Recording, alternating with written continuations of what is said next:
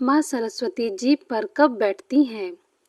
हम सबने सुना है कि हमें हमेशा शुभ और सकारात्मक बातें करनी चाहिए। बड़े बुजुर्ग कहते हैं कि किसी भी मनुष्य को अपशब्द और नकारात्मक बातें नहीं करना चाहिए, क्योंकि क्या पता उस समय उनके मुंह पर माँ सरस्वती विराजमान हो और वह नकारात्मक बातें सच हो जाएं। चलिए जानते हैं कि क्या ऐसा सच में संभव है। पर यदि यह संभव है तो किस समय माता सरस्वती हमारी जुबान पर विराजमान होती हैं। यह बात केवल कल्पना नहीं है और ऐसा वास्तव में देखा गया है।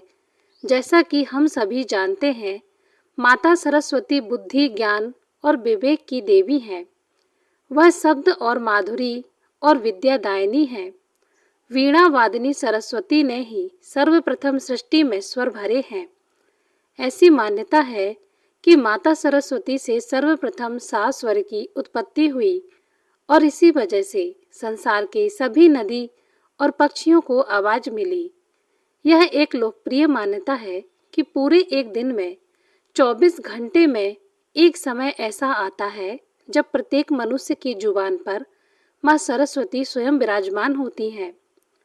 इस समय में ऐसा कहा जाता है कि उस समय जो भी शब्द मनुष्य बोलता है वह सच हो जाते हैं।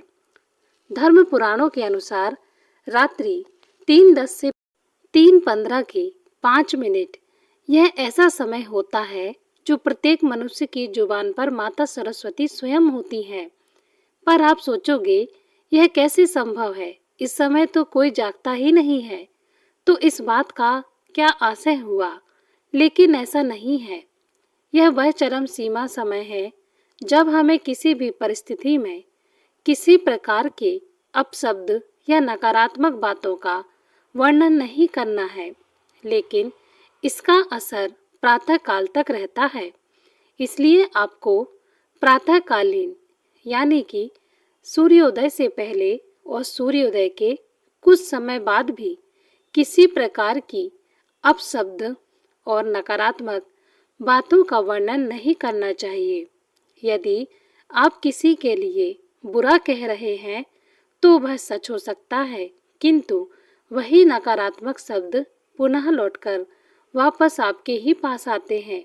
यदि आप इस समय के उपरांत बिना कुछ इच्छा के माँ सरस्वती का स्मरण कर लें तो माँ सरस्वती अत्यधिक प्रसन्न होकर आपको शुभ कार्यों के लिए आशीर्वाद देकर जाती हैं। इस समय के उपरांत बहुत से पंडित ऋषि मुनि यज्ञ कर रहे होते हैं और यज्ञ के दौरान ऋषि मुनि जी भी देवताओं का आवाहन करते हैं, वह प्रकट होते हैं।